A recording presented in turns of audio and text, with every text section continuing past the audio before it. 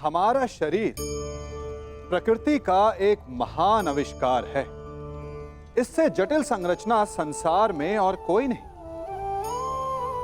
हमारा शरीर जितना जटिल है, यदि इसे ठीक से जाना जाए तो इससे अधिक सरल ज्ञान देने वाला और कोई नहीं।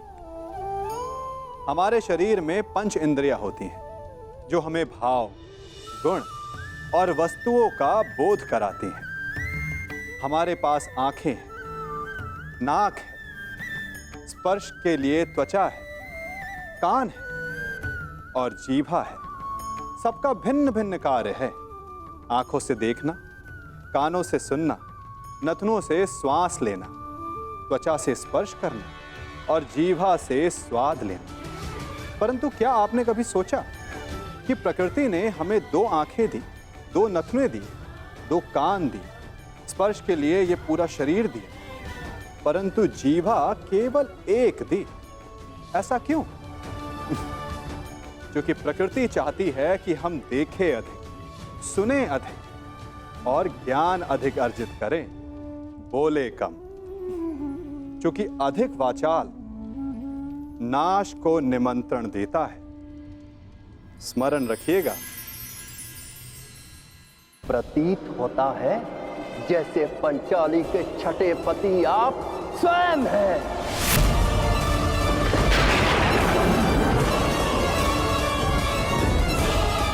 कृतवर्मा!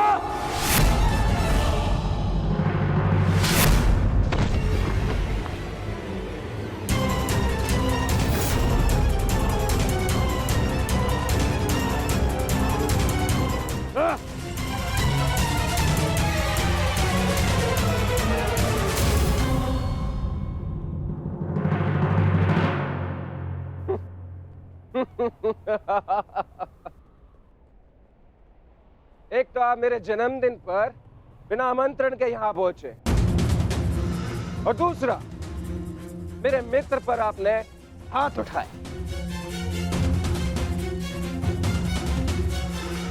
इस दुष्टाहास का दंड आपको अवश्य मिलेगा। सावधान साम।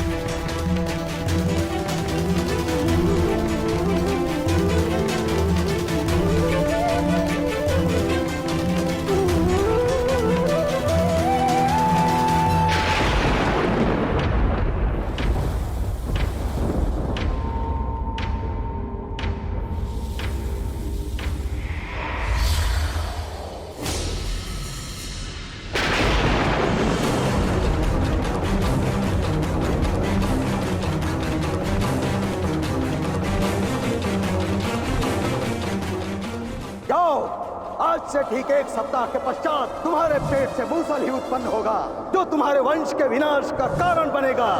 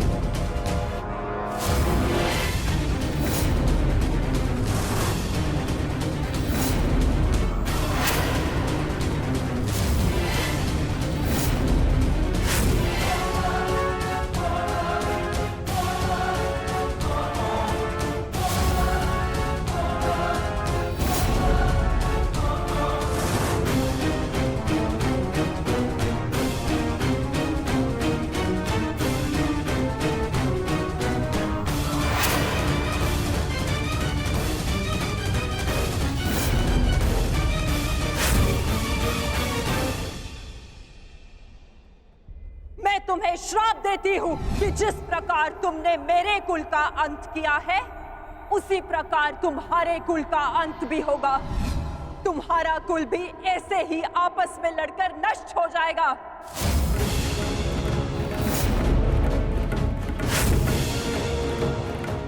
मैंने कहा था गांधार नंदिनी से कि श्राप नहीं, पाप मनुष्यों के नाश का कारण बनता है।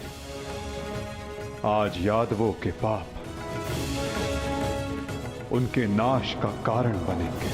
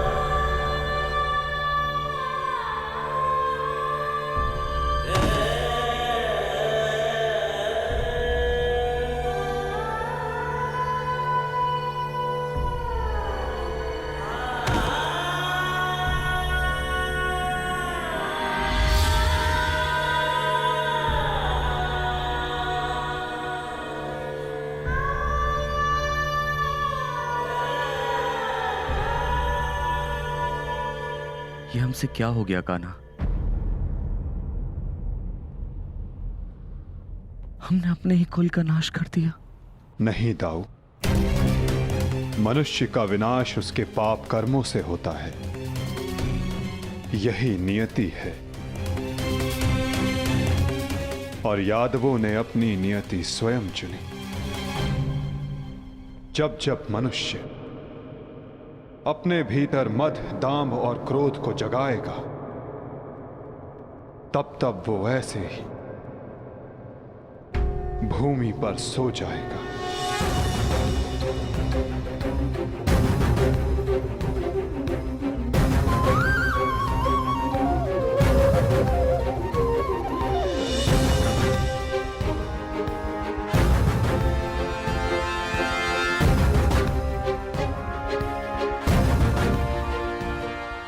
विनाश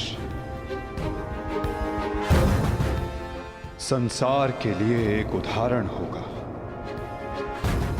कि मद से उपजित क्रोध सदैव अपना और अपनों का सर्वनाश करता है। दाऊ, माता गांधारी का श्राप और यादवों के पाप ने दोनों ने मिलकर सब समाप्त कर दिया। दाऊ, किंतु इन सब का अर्थ क्या है कान्हा?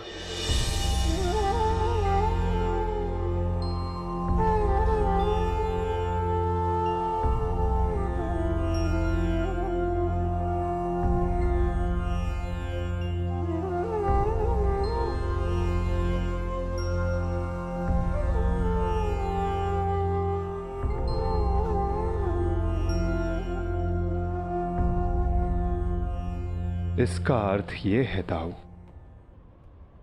कि हमारा कार्य पूर्ण हुआ, कि हमारे जाने का समय हो गया है। हमारे जीवन का लक्ष्य अब पूर्ण हो गया है।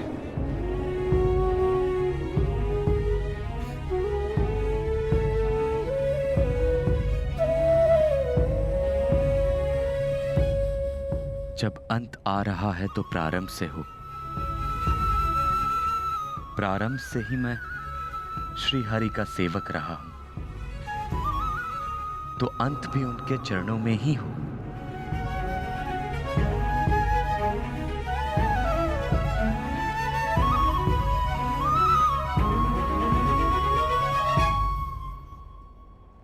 नमो भगवते वासुदेवाय।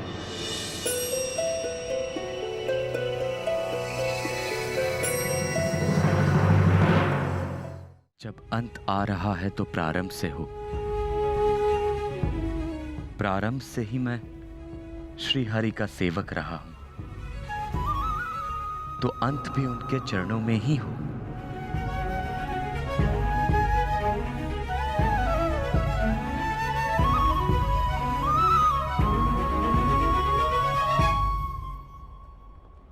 नमो भगवते वासुदेवाय।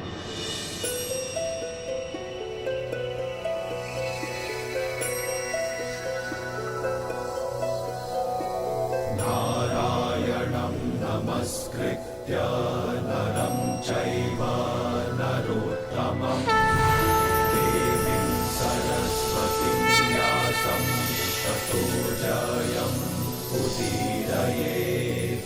नारायणं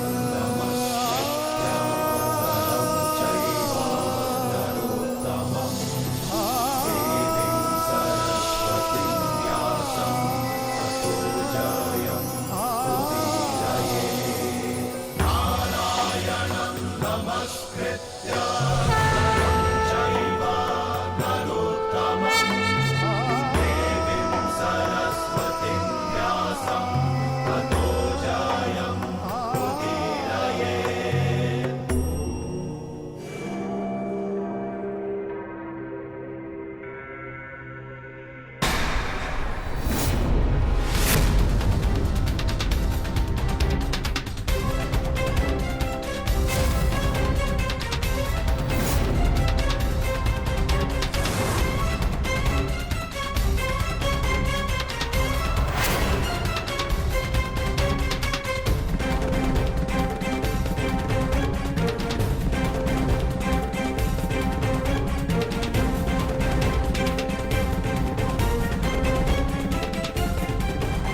हे ईश्वर, ये कैसा नरसंहार है? कहीं माधव इसी अंत की बात तो नहीं कर रहे थे? परंतु माधव है कहां? माधव कहां हैं आप?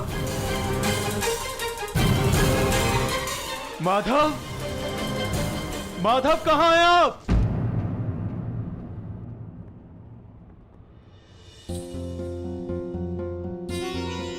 ये तो माधव के चरण चिन्ह है।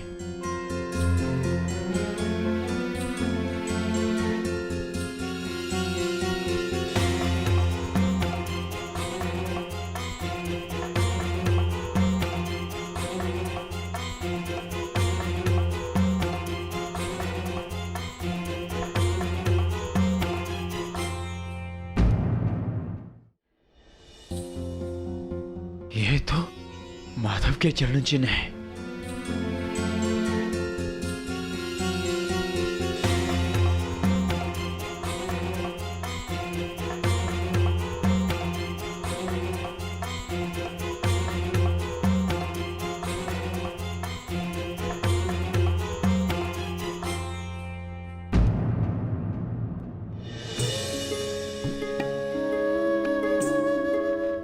माधव,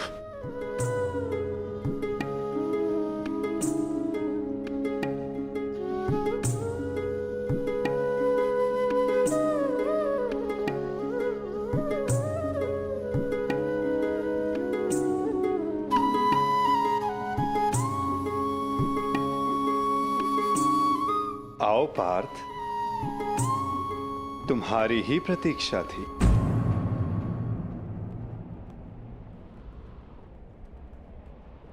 तुम्हें आना ही था, क्योंकि मेरे जाने का समय हो गया है।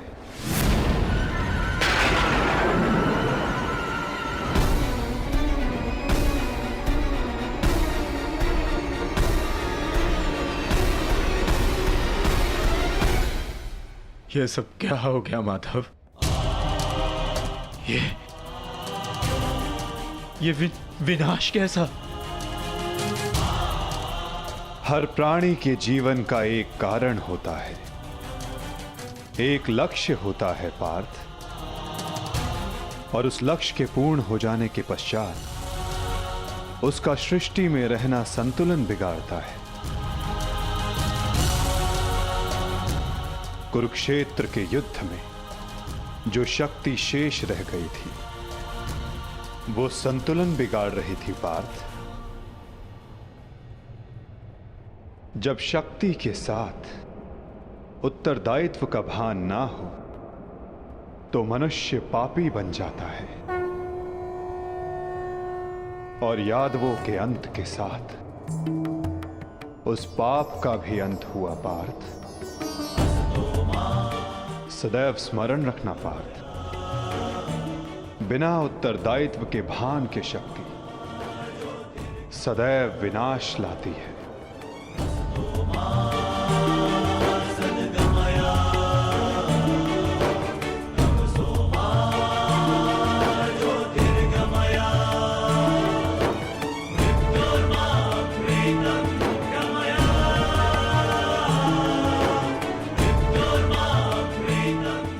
मेरे लिए क्या आदेश है माधव?